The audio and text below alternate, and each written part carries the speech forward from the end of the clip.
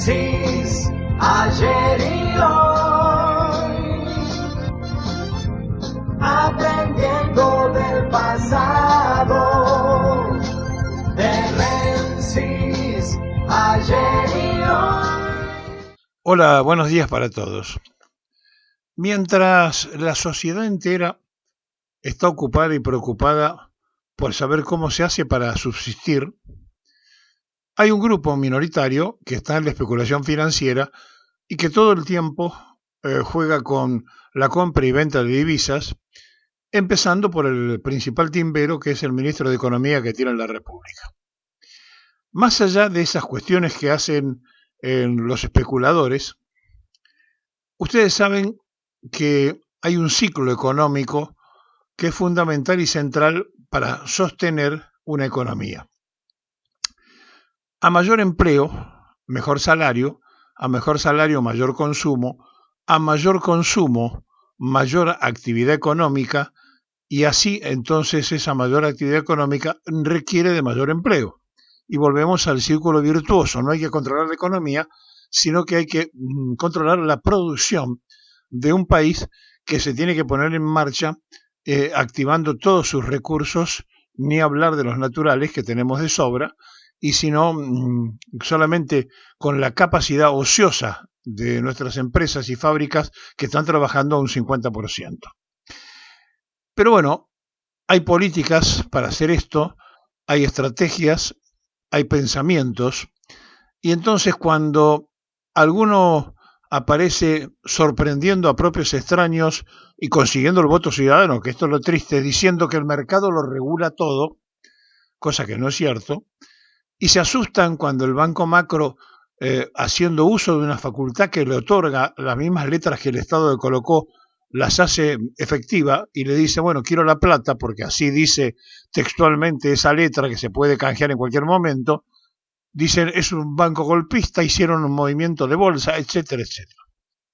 Entonces, como no queremos entrar en ese tema de la especulación, y sí en el tema de la producción, que es el que realmente es el tema sano, la pregunta es, ¿cómo podemos tener gente pobre en uno de los países más ricos de la Tierra? Pero no solamente por la riqueza de nuestra tierra, por la riqueza ganadera, por la riqueza hitícola que está pésimamente explotada, nos roban todo el tiempo españoles y chinos en aguas jurisdiccionales, sino que además tenemos la gran incógnita con la minería. Ustedes saben que en la Argentina, en todas las provincias, prácticamente en 23 provincias, en casi la totalidad del país, hay explotación minera. Por ejemplo, Buenos Aires tiene una explotación minera que no es para sacar oro o para buscar determinado material como el cobre. No, no. Pero tenemos canteras de cemento, tenemos búsquedas de otro tipo de minerales y justamente la gobernación tiene un proyecto de profundizar la explotación minera en Buenos Aires. Pero todas las provincias, la totalidad de las provincias argentinas pueden tener explotación minera a excepción de 2 o 3 de ellas. Y por lo tanto, estamos frente a un país de una tremenda perspectiva solamente en buscar lo que tiene la tierra. Tenemos que tirar una semilla para cosechar, por la riqueza del zumo que tiene nuestra tierra, justamente por los minerales que provoca nuestro suelo.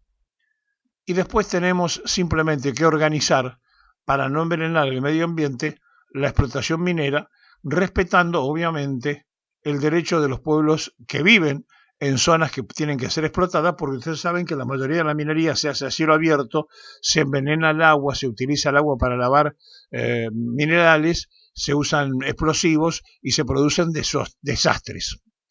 Pero cuidando estos aspectos, sin necesidad de hacer ninguna locura, el país podría tener un alto nivel de explotación minera de absoluta importancia, lo tiene ahora, pero es el séptimo ingreso de nuestras exportaciones.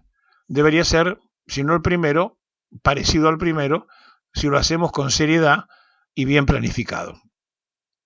Pero como tenemos de todo, nunca nos preocupamos por algunas cosas, como la riqueza de nuestros mares itícola y de nuestros ríos, o como para qué ir a buscar los pescados si tenemos a la vaca caminando cerca nuestro y entonces comemos carne vacuna, y hasta que un día la carne vacuna se deja de consumir y tenemos el más bajo nivel en 100 años de consumo de carne. Milei lo logró, logró el objetivo central de que no consumiéramos carne. Por primera vez hemos bajado el nivel al mínimo de consumo.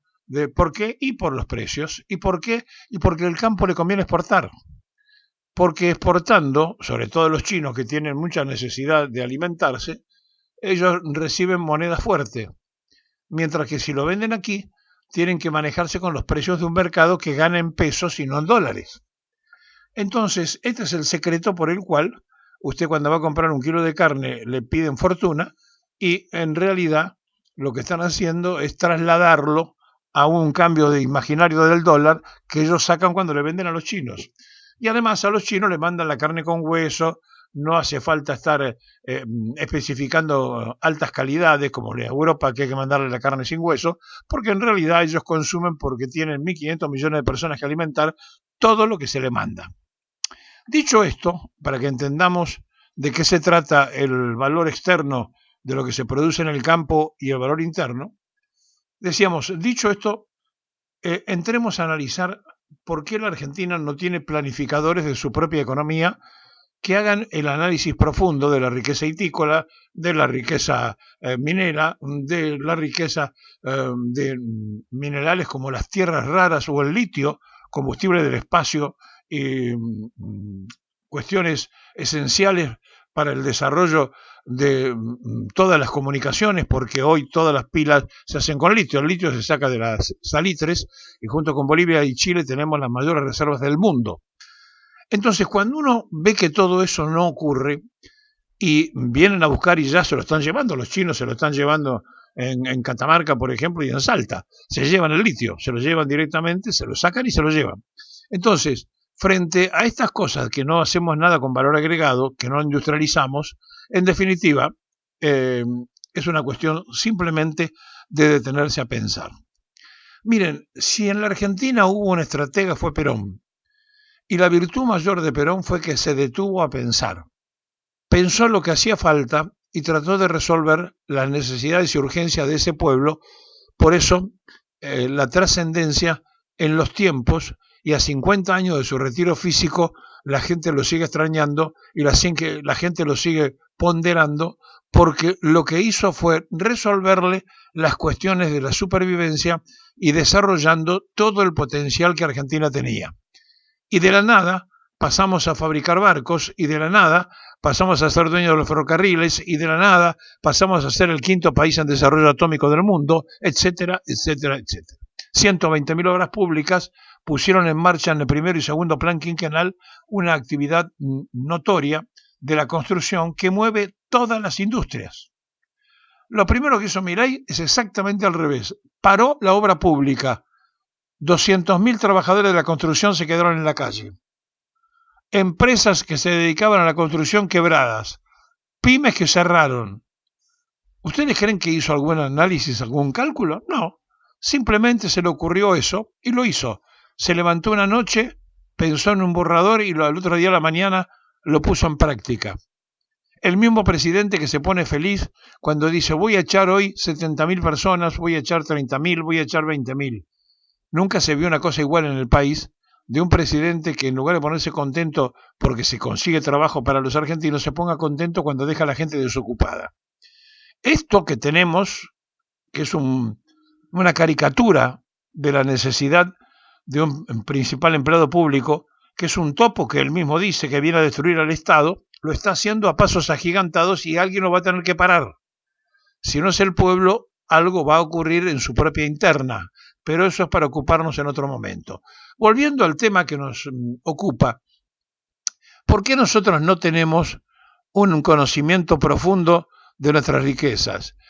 La escasa explotación minera, lo que entra en minería económicamente hablando en la Argentina es la 7ª exportación. O sea, Argentina tiene 6 exportaciones superiores a la minera, y la exportación minera, que ocupa el 7º lugar, cuando podía ser el primero o el segundo, según el volumen que se le quisiera dar, bueno, decimos, está casi descontrolado. Pero ¿sabe el que está escuchando que se llevan el oro de la Argentina?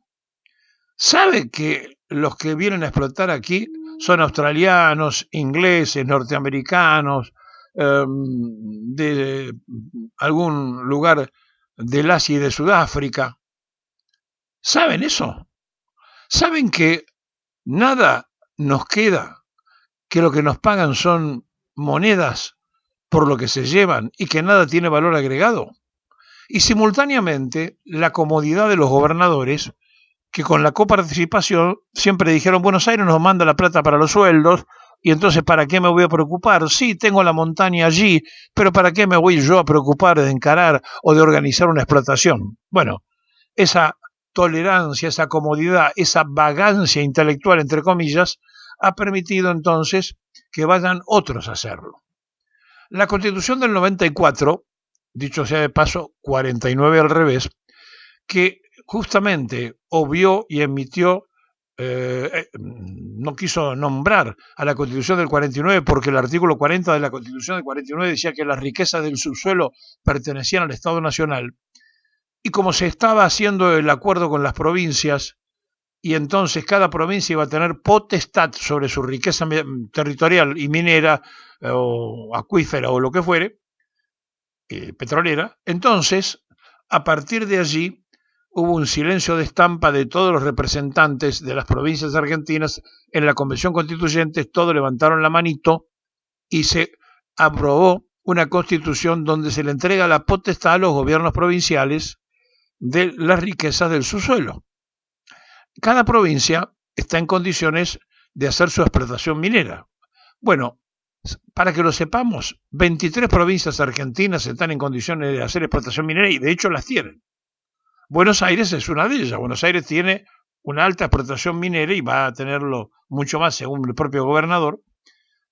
No sacamos ni cobre ni oro, pero tenemos por supuesto cemento, por decir cualquiera de las cosas que a usted lo ubica rápidamente en lo que estamos hablando, o minerales y también, ¿por qué no?, combustible, porque se sabe que hay petróleos en zonas de la provincia de Buenos Aires.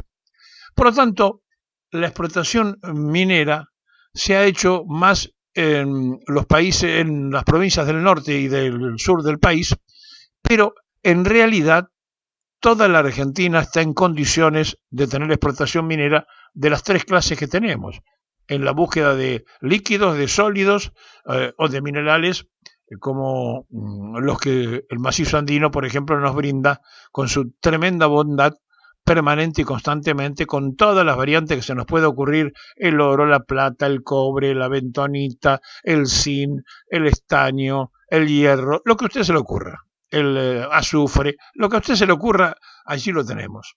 Bueno, todo esto que nos pasa es porque somos un país de abundancia.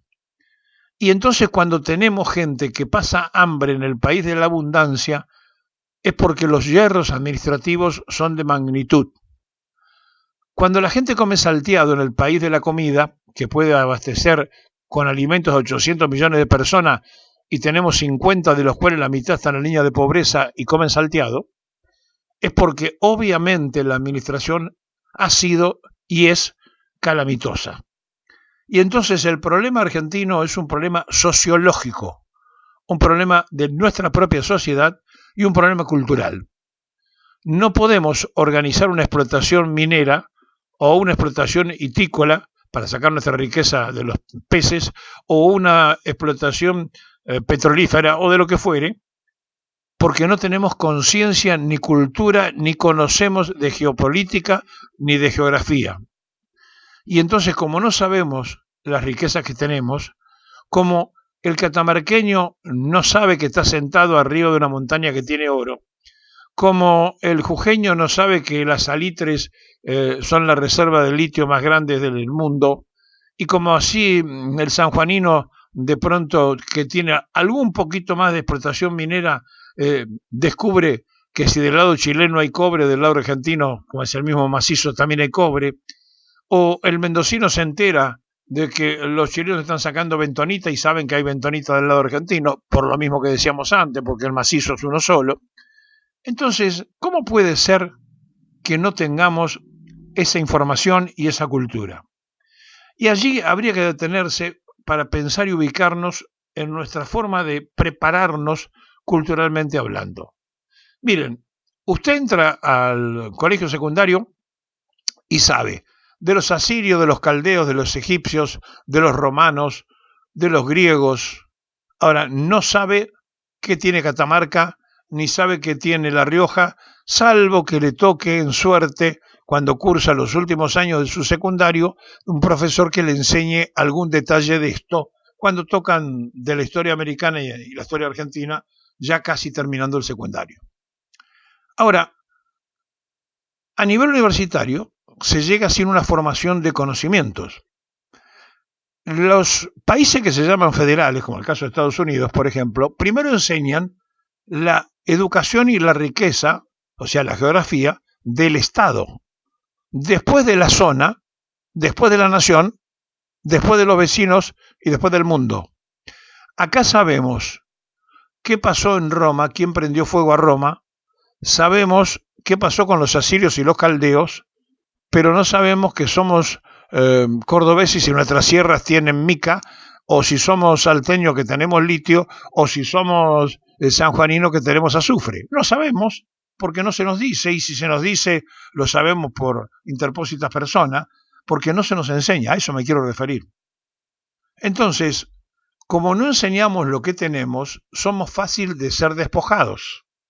Como no conocemos nuestra riqueza, no defendemos lo que tenemos porque no lo conocemos y porque no lo sabemos. Y cuando decimos que somos la séptima geografía de la Tierra, pero que tenemos uno de los países más ricos dentro de esos 7, el que lo escucha se queda pensando y dice, ¿será cierto lo que estoy escuchando? Sí, créalo, es cierto. La Argentina es uno de los países más ricos del globo, con la gente empobrecida. El fracaso como comunidad hizo que Perón hablara en el Congreso de Filosofía de Mendoza para proponer la comunidad organizada. Les entró por una oreja y les salió por la otra. Se cansó de decir que la unidad básica era la familia, hombre, mujer y descendencia, para tratar de preservar la familia, porque la sumatoria de familias conformaban un barrio, la sumatoria de esos barrios una comuna, las comunas el Estado provincial, la nación, y que la cédula constitutiva del país es la unidad básica, que no es un local partidario como creen los que escuchan a lo mejor, porque así se lo llama al lugar donde se concentra la actividad política de un sector político, sino porque para Perón la unidad básica era la familia, hombre, mujer y descendencia. Y si no entendemos este principio, si no entendemos que los que están sentados arriba del oro no saben que están sentados arriba del oro, los que navegan arriba de la riqueza hitícola no saben que lo están haciendo, los que están transitando rutas y miran a la derecha o a la izquierda no saben que esos campos sin trabajar son campos que podrían producir miles de millones de la moneda que usted quiera en la venta y en la explotación de alimentos o de lo que se les ocurriera plantar a los argentinos.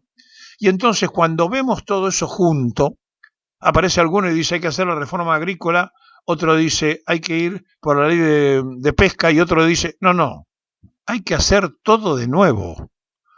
Hay que poner a pensar a la sociedad en un baño educativo y poner las radios y los canales de televisión las 24 horas a informarle qué país habitan y qué tienen. Y hacer, así como esos programas especiales que se podían ver a lo mejor en algunas cuestiones puntuales en algún canal del Estado, hacer que la gente sepa lo que tenemos, porque no podemos querer lo que no conocemos, y lo que no conocemos no lo podemos defender porque no sabemos que lo tenemos ni lo que vale. Esta ignorancia que nos han metido a través de una educación que también mantiene dormido a la expectativa y que nos enseña, repito, una gran cultura general, pero desconocemos lo nacional, hace que no sepamos que estamos sentados en un diamante sin pulir, que es el país que le puede resolver los problemas a todos los argentinos juntos y a 800 millones de personas. Y nosotros estamos discutiendo para saber si la gente que duerme apiñada en un conventillo o que va a comer a un comedor popular que le está sosteniendo a través de los que tienen algún sentimiento humano lo que el Estado no hace o el particular no puede resolver, sin saber que tenemos a 50 minutos, a 30 minutos del obelisco, campos desérticos sin cultivar. Y entonces, cuando vemos que la Argentina vive en una tremenda confusión, cuando creemos que el epicentro del país está en el obelisco, cuando nos parece que nuestro país termina en la General Paz a los porteños y a los bonaerenses que viven en el cordón de Gran Buenos Aires, entonces estamos cometiendo un error. Y ese error a nosotros nos pone en un estado absolutamente de preocupación. Perón trató por todos los medios de que nos detuviéramos a pensar, y no lo hicimos. Nos dijo y nos explicó el desarrollo atómico y fuimos la quinta potencia en el mundo en desarrollo atómico. Nos puso en funcionamiento la fábrica de aviones y teníamos el Pulki 1 y 2, aviones de combate que eran similares al MiG soviético. Hicimos desarrollos maravillosos en aquellos años donde simultáneamente se hicieron 120.000 obras públicas. ¿Por qué después no se hizo más nada? ¿Por qué después no se siguió? ¿Qué pasó? ¿Qué nos detuvo? Y ahí nos vamos a dar cuenta que el problema es sociológico, que es cómo componemos la sociedad y cómo está dividida nuestra clase dirigencial. Miren, el dólar sube o el dólar baja, y eso tiene una singular importancia en este momento. Sin embargo, es una pavada comparado a lo que estamos hablando. A un país que tiene oro, que lo explotan las mineras extranjeras y se lo llevan. Un país que tiene la tercera reserva de litio del mundo y que están los chinos llevándoselo. Un país que tiene una riqueza hitícola notable que se la roban los españoles. Miren, me podría pasar la mañana entera diciéndole todo lo que nos están llevando y todo lo que los argentinos ni siquiera nos enteramos. Eso sí, estamos muy preocupados por saber quién estaba detrás del atentado de Trump o qué pasó cuando fulanito o sultanito que viven en Londres o en París se pelearon y rompieron relaciones. Con esa cultura nos hicieron dependientes.